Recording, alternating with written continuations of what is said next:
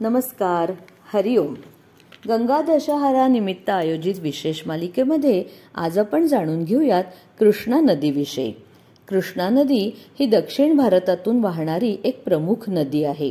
महाराष्ट्रातल्या महाबळेश्वर इथे सह्याद्रीच्या डोंगर रांगांमध्ये उगम पावून सुमारे 1400 किलोमीटर अंतर पार करत आंध्र प्रदेशातल्या राजमहेंद्री इथं बंगालच्या उपसागराला ही जाऊन मिळते. महाराष्ट्र, कर्नाटक, आंध्र, तेलंगणा या 4 राज्यांची ही जणू काही जीवनरेखाच आहे.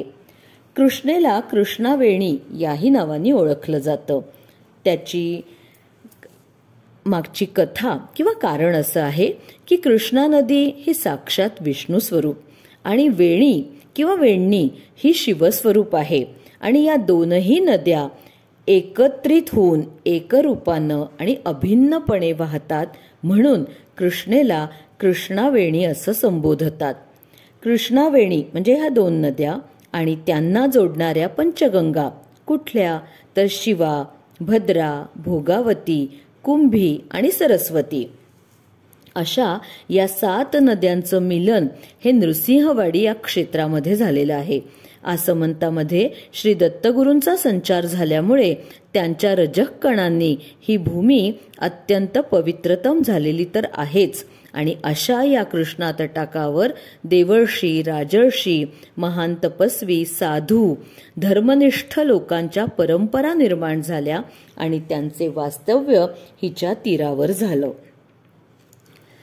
महाराष्ट्रामध्ये वाई, भुईंज, चिंधवली, लिंबगोवे, उडतरे, माहुली सातारा जिल्ह्यातलं, कराड, औदुंबर, सांगली, मिरज आणि नरसोबाच्या वाडीवरून कृष्णा नदी प्रवास करत कर्नाटक राज्यात प्रवेश करते.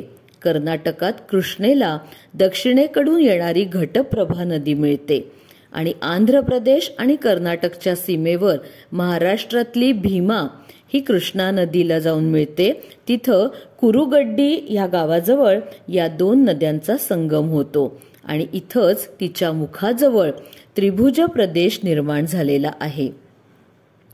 आंध्र प्रदेशमधला जो कृष्णा खोऱ्याचा भाग आहे तो अधिक सुपीक आहे.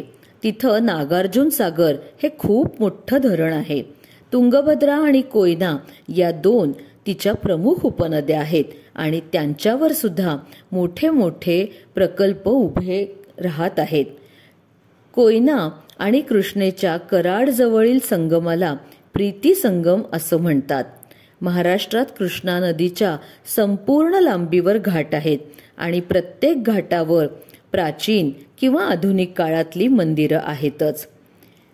पेशवेकालीन एक घाट जो वाई जवळच्या मेणवली गावामध्ये आहे तो घाट आजही तितकाच उत्तमरित्या सुरक्षित आहे आणि विशेष करून चित्रपटसृष्टीचं आकर्षण असलेला हा घाट आहे.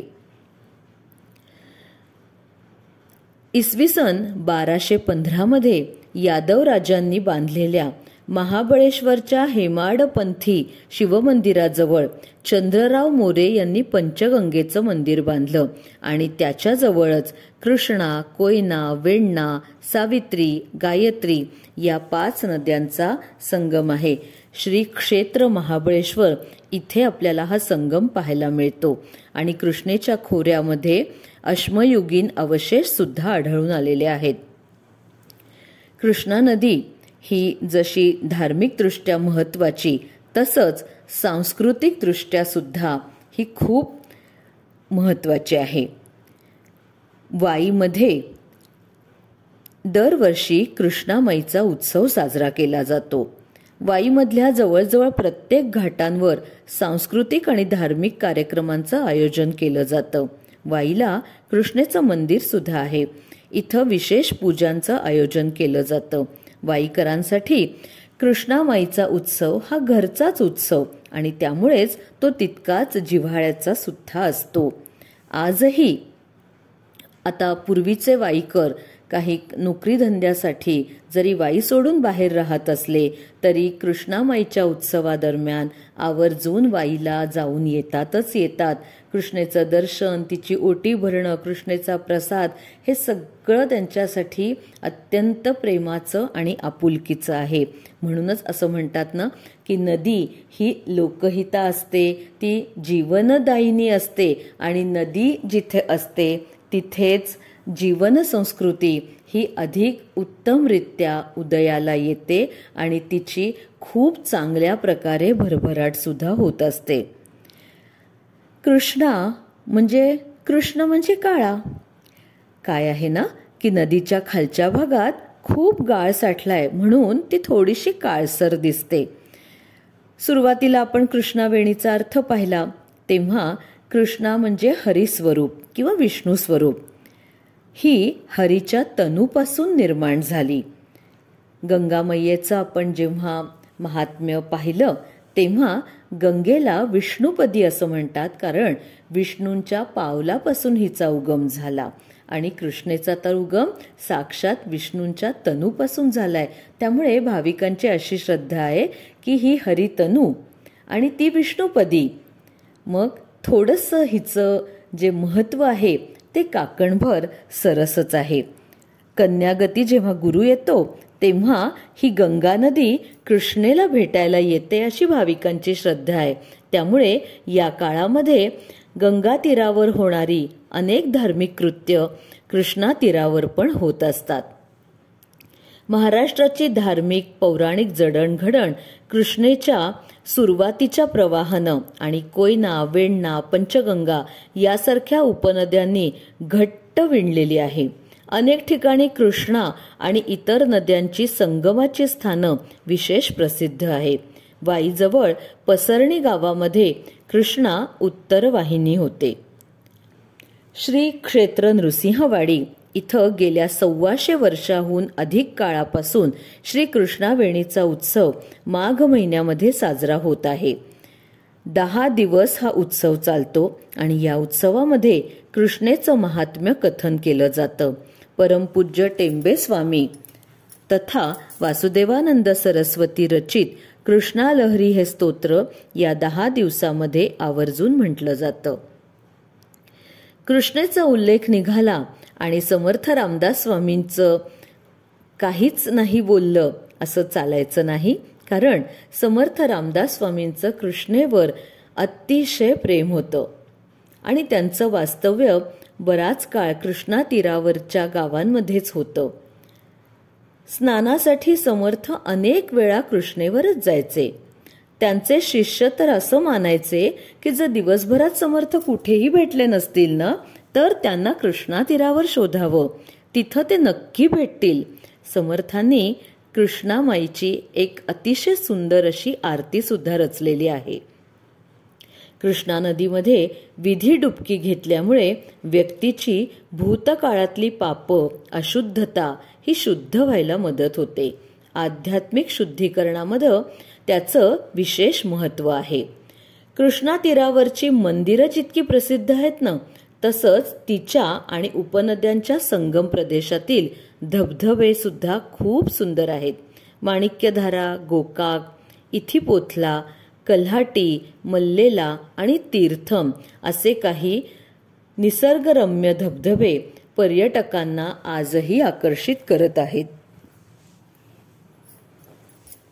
महाराष्ट्राच्या बाहेर श्रीशैल्यमचं मल्लिकार्जुन मंदिर, सध्याच्या आंध्र प्रदेशची राजधानी असलेल्या अमरावती इथलं अमरेश्वर स्वामी मंदिर आणि दुर्गा मल्लेश्वर मंदिर विजयवाडा इथलं ही काही विशेष पवित्र स्थानं. श्रीशैल्यमचा मल्लिकार्जुन तर 12 ज्योतिर्लिंगातला एक प्रमुख आहे. कर्नाटकामध्ये तुंगभद्रा नदीच्या तीरावर आद्य जगद्गुरू श्री शंकराचार्य यांनी स्थापन केलेला शृंगेरीचा मठ आहे. त्यामुळे ही तुंगभद्रा नदी पुढे जाऊन कृष्णेलाच मिळते. थोडक्यात सांगायचं काय तर कृष्णेचं महात्म्य हे आपल्या धर्माच्या प्रतीकासाठी सुद्धा विशेष उल्लेखनीय असंच आहे. आपल्या महाराष्ट्रात जसा कृष्णामाईचा उत्सव साजरा केला जातो तसाच आंध्र प्रदेशामध्ये सुद्धा कृष्णा पुष्करमची जत्रा भरली जाते. दर 12 वर्षांनी येणारा 12 दिवसांचा हा उत्सव साधारण श्रावण महिन्यात साजरा होतो. आणि कृष्णा पुष्करमचं जे प्रमुख केंद्र आहे ते आंध्र प्रदेशमधल्या विजयवाडा इथं आहे. इथं हा उत्सव अत्यंत भाविकरित्या आणि खूप मोठ्या प्रमाणावर साजरा होतो. उत्सवादरम्यान विविध सांस्कृतिक कार्यक्रमांचं सुद्धा आयोजन केलं जातं. त्यामुळे या सांस्कृतिक कार्यक्रमांद्वारे कलेला सुद्धा प्रोत्साहन मिळतं. अनेक भाविक लोक या पुष्करम जत्रेमध्ये कृष्णा नदीत स्नानासाठी म्हणून येत असतात. कर्नाटकामधल्या रायचूर इथं एका गावामध्ये कृष्णेच्या पात्रात भगवान विष्णूंची मूर्ती नुकतीच सापडली आहे. या मूर्तीत भगवान विष्णूंचे दशावतार आपल्याला पाहायला मिळतात आणि या मूर्तीबरोबरच एक शिवलिंग सुद्धा आहे. देवमुगूर गावाजवळ नदीवर पूल बांधायचं काम चालू असताना खोदकाम करत असताना ही मूर्ती सापडली. ही मूर्ती सुमारे 1000 वर्ष तरी जुनी असावी असा अंदाज आहे. अयोध्येतल्या रामललांच्या मूर्तीत आणि हिच्या मूर्तीमध्ये कमालीचं साम्य आहे असंही सांगितलं जातं. आज आपण हे कृष्णेचं जे महात्म्य आहे हे महात्म्य कृष्णेची समर्थ रामदास स्वामी रचित आरती करूनच संपूर्ण करूयात.